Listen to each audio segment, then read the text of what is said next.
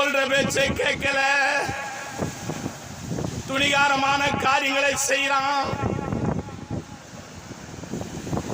அப்பா வெட்கப்படுறாரு, கூனி குறுகிறாரு, என்ன செய்யறதுன்னு தெரியல. அப்பா மனவேதனை படுறாரு. இந்த பிள்ளைய பெற்றெடுத்தது எவ்வளோ மனபாரம்.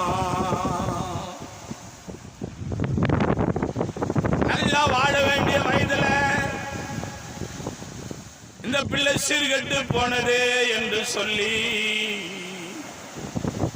தகப்பன் அங்கலாய்க்கிறான்.